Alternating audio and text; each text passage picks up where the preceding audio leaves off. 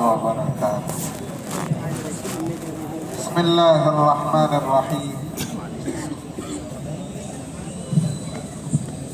اللہ رب العزت کے فضل و کرم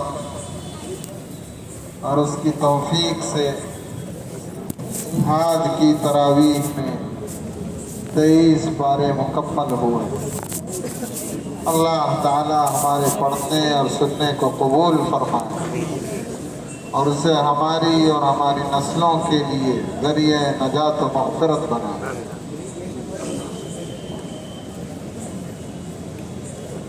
اللہ کے نبی حضرت محمد الرسول اللہ صلی اللہ علیہ وسلم جب دین اسلام کو لے کر اٹھے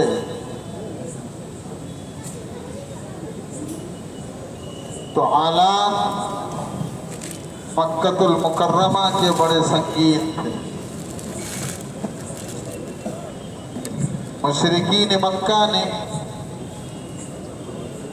مختلف موقعوں پر اللہ کے نبی حضرت محمد الرسول اللہ صلی اللہ علیہ وسلم کو نعوذ باللہ جان سے مارنے کی کوشش کی۔ کبھی اللہ کے نبی علیہ السلام بیٹھے ہیں تو یہ سازش رچی گئی کہ جس چٹان کے پاس بیٹھے ہیں اس چٹان کو پیچھے سے ڈھکیل کر ختم کر دیا جائے۔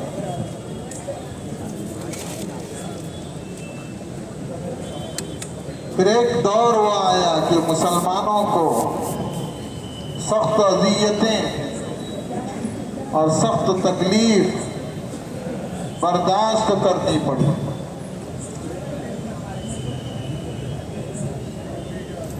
کبھی حضرت ابو ذر غفاری رضی اللہ اور کبھی کوئی دوسرے صحابہ حضرت بلال رضی اللہ عنہ، حضرت خباب رضی اللہ عنہ اور بڑے بڑے جلیل القدر صحابہ اکرام مکۃ المکرمہ میں اس دین کے قبول کرنے کی وجہ سے تکلیفیں اٹھا رہے تھے۔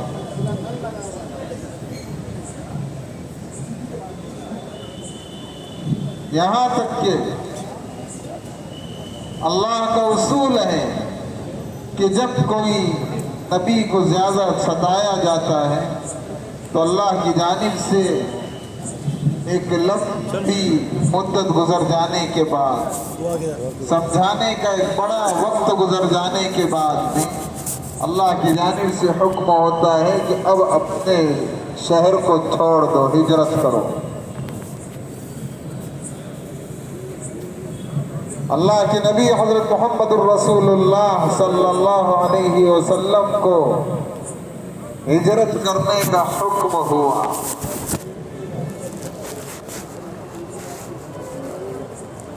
ادھر کفار مکہ نے، مشرکین مکہ نے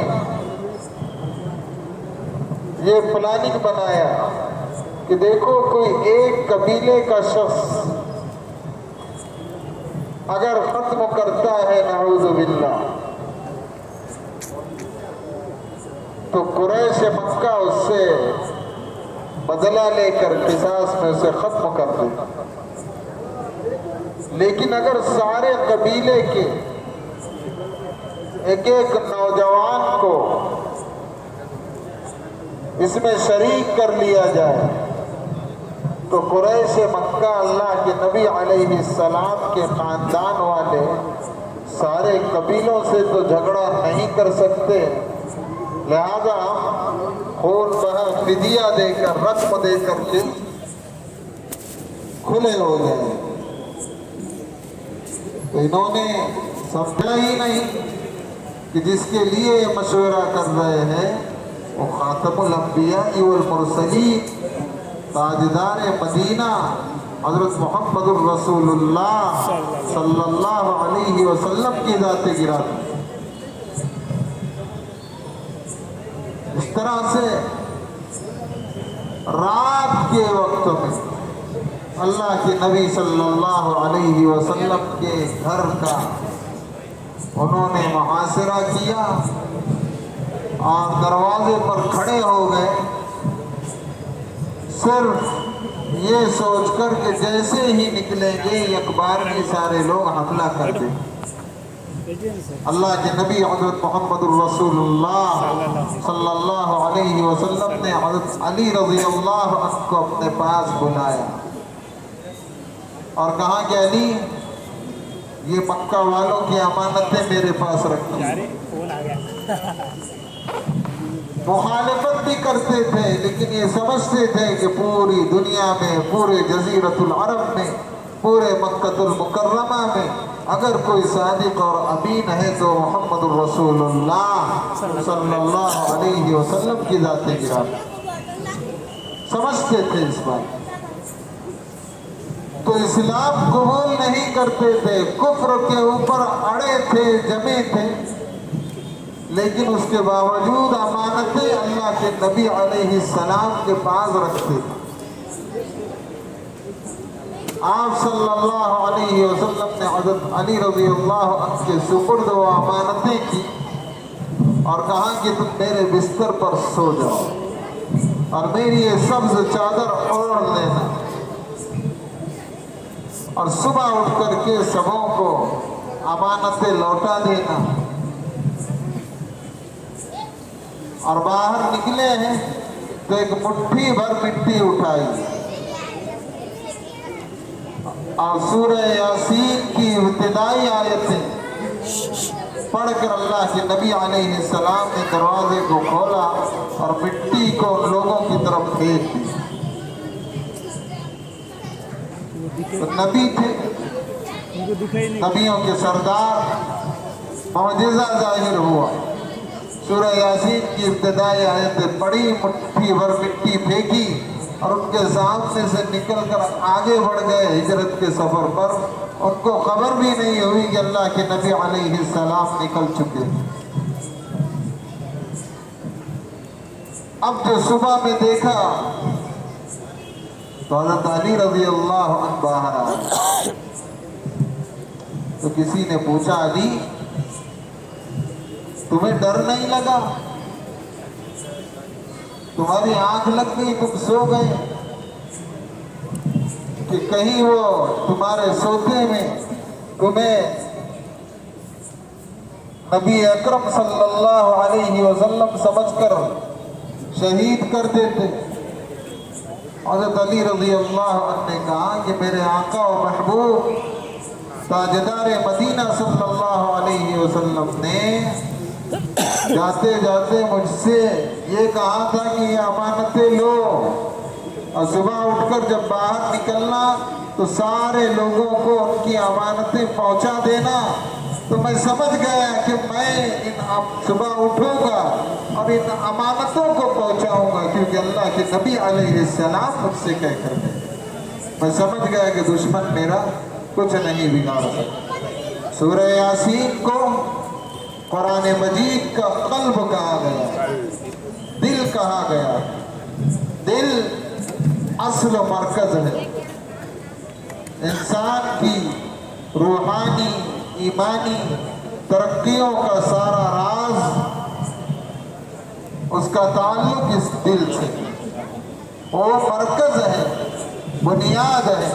اور اللہ فرما رہے ہیں کہ قرآن مجید جو ہماری کتاب ہے اس کا دل سورہ یاسین۔ اللہ کے نبی حضرت محمد رسول اللہ صلی اللہ علیہ وسلم نے فرمایا کہ میرا دل چاہتا ہے کہ میری امت کے ہر فرد، چاہے وہ عورت ہو یا مرد ہو، اس کے سینے میں سورہ یاسین محفوظ ہو۔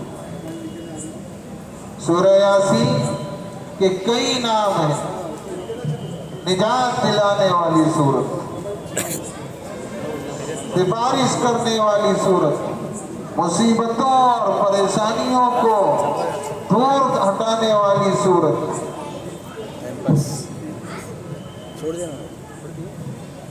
آپ نے دیکھا ہوگا کہ جب کسی کا انتقال ہوتا ہے اور وہ تکلیف میں ہوتا ہے تو لوگ سورہ یاسین پڑھتے ہیں. اس سورت کی برکت سے جو تکلیف اس کو روح کے قبض میں ہونے میں ہو رہی ہے، اللہ تعالیٰ اس سورت کی برکت سے اس کی روح قبض کر لیتے ہیں، آسانی کا معاملہ ہو جاتا ہے. سورہ یاسین کی بڑی فضیلتیں ہیں کہ رزق کے اندر برکت کے لیے، اپنے اور اپنے گھر والے اور اپنے مال و دولت کی حفاظت کے لیے یہ سورت ہے. اس لیے اس کا معمول ہونا چاہیے کہ صبح شام آدمی ایک مرتبہ سورہ یاسین پڑھنے کا معمول بنا، اور جنہیں یاد نہیں ہے وہ یاد کرنے کی کوشش کرے.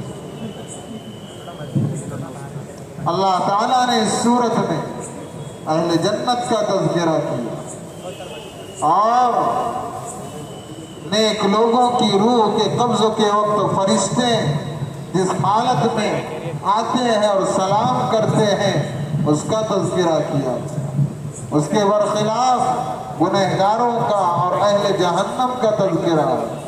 اور پھر اللہ تعالیٰ نے اپنی قدرت بتائی کہ تم ایک نطفہ تھے، ایک پانی کے قطرے تھے، اللہ نے تمہیں جسم دیا، اللہ نے تمہارے اندر یہ روح ڈالی، اللہ نے تمہارے اندر یہ سمجھ بوجھ کی باتیں رکھی ہے، تو تم ایسے پروردگار کی نافرمانی میں زندگی نہ گزارو، بلکہ اس کی بندگی میں اپنی زندگی گزارو، اس کی غلامی میں اپنی زندگی گزارو، اس کی عبادت میں اپنی زندگی گزارو.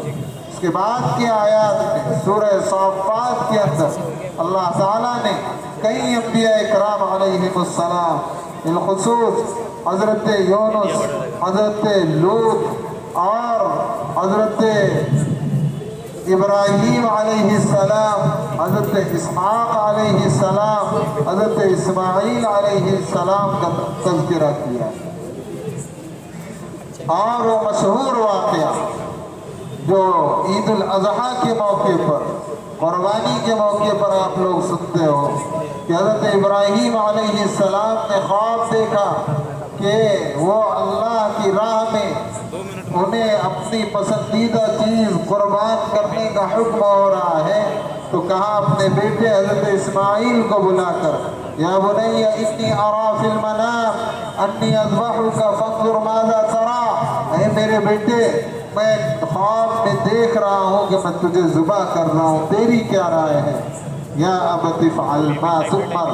بیٹے بھی نبی تھے، جن کی نسلوں میں محمد الرسول اللہ صلی اللہ علیہ وسلم دنیا میں جلوہ گر ہونے والے تھے. انہوں نے بھی جو جواب دیا، یا ابت افعل ما تؤمر، ابا جان اس کام کو کر گزریے جس کا حکم دیا گیا. یعنی ابھی 14-15 سال کی عمر کو، بلوغت کی عمر کے قریب پہنچے تھے. ایسا جواب سوائے نبی کے کوئی نہیں دے سکتا. اور دیکھیے آگے چل کر یہ نہیں کہا کہ میں ایسا کر لوں گا، بلکہ اپنے کام کو اللہ کے سپرد کر دیا. فرمایا ستجدنی انشاءاللہ من الصابرین، قریب آپ مجھے اگر اللہ نے چاہا تو صبر کرنے والوں میں پاؤں گے. یعنی انشاءاللہ کا لفظ کہہ کر اس امتحان کی گھڑی میں اپنے آپ کو اللہ کی پناہ میں دے دیا. یہ نبی ہی کی شان ہو سکتی، کوئی دوسرا ایسا جواب نہیں دے سکتا.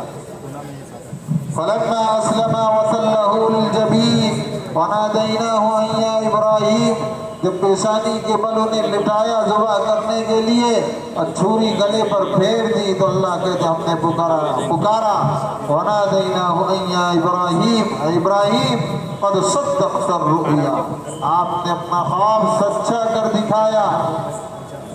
ان ھذا لہو البلاء المبین، بے شک یہ کھلی ہوئی آزمائش اور امتحان کی گھڑی تھی. اور پھر اللہ نے حضرت ابراہیم پر سلامتی بھیجی، انہیں اپنے محسن بندوں میں شامل کیا اور ان کی بزرگی اور عظمت کا اگلی آیات میں ذکر کیا. پھر اس کے بعد کی آیات میں حضرت ایوب علیہ السلام کا ذکر آیا کہ اللہ تعالیٰ اپنے مقرب بندوں کو آزماتے ہیں. امتحان لیتے ہیں۔ حضرت ایوب علیہ السلام جو کئی سالوں تک کے اپنے شہر والوں کو اور جس جگہ کے جس علاقے کے لیے انہیں بھیجا گیا تھا دین کی طرف بلاتے رہے، کئی سال گزر گئے اور اس کے بعد میں اللہ نے امتحان لیا کہ بدن میں ان کے کیڑے پڑ گئے۔ اللہ اذا احب اللہ عبدا ابتلاہ، جب اللہ اپنے کسی بندے سے محبت کرتا ہے تو اس کا امتحان لیتا ہے۔ فَإِنْ أَحَبَّهُ الْحُبَّ الْبَالِغِ اقْتِنَاهُ، اور جب محبت میں بڑھ جاتا ہے تو اس کے مال اور اولاد سب کچھ چھین لیتے ہیں تاکہ وہ بندہ صبر کر کے ان درجات کو حاصل کر سکے، ان اونچے مقامات اور ان اونچے درجات اور نیکیوں اور اجر و ثواب کے پہاڑوں کو حاصل کر سکے جو عمل کر کے بھی نہیں کر سکتا۔ تو اللہ اپنے مقرب بندوں کو آخرت کے اعتبار سے اونچائی پر پہنچانے کے لیے امتحان میں ڈالتا ہے اور پھر ان کے دلوں کو اطمینان بھی دیتا ہے کہ وہ تکلیف اور امتحان میں بھی اطمینان کے ساتھ رہے۔ پھر ایک مدت اسی میں رہے، گاؤں والوں نے گاؤں سے باہر لے جا کر پھینک دیا انہیں، بیوی ان کی خدمت کرتی ایک مدت تک کی۔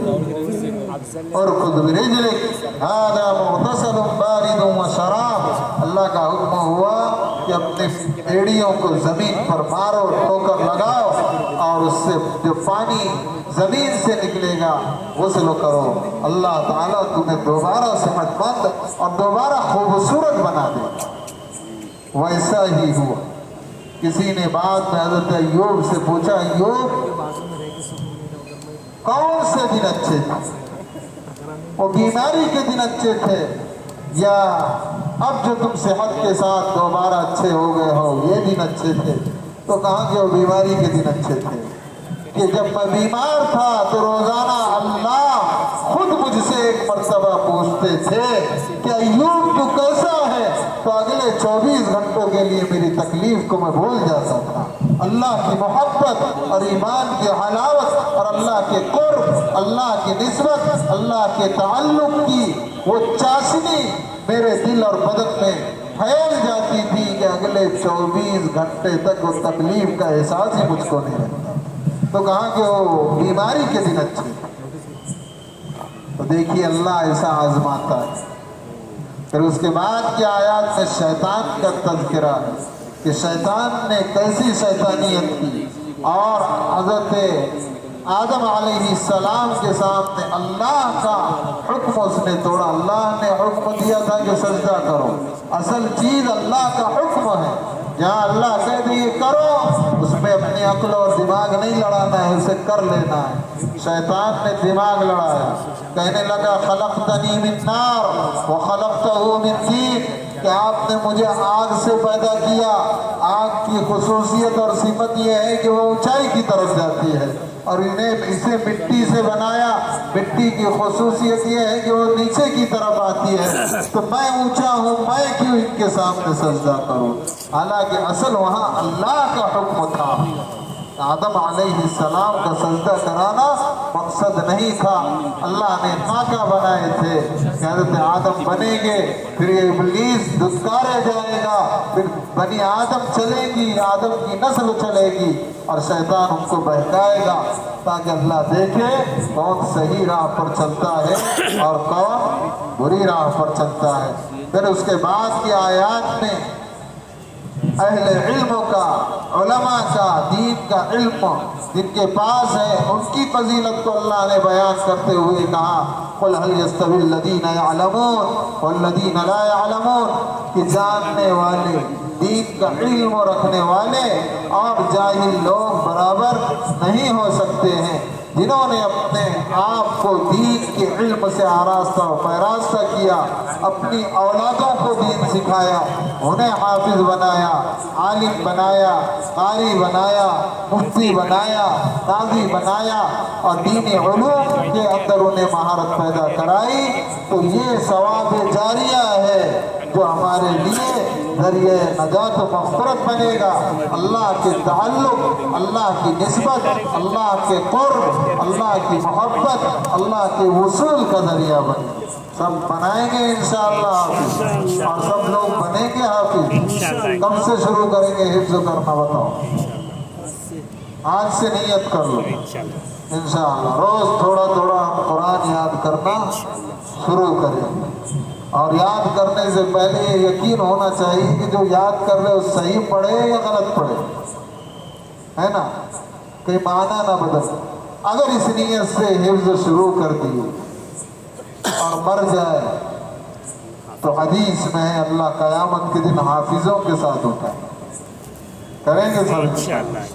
اللہ تعالی ہم سبوں کو عمل کی توفیق عطا فرمائے۔ سبحان اللہ و بحمدہ، سبحانک اللہم و بحمدک ونشہد ان لا الہ الا انت نستغفرک ونتوب الیک۔ سبحان ربک رب العزة عما یصفون وسلام علی المرسلین والحمد للہ رب العالمین۔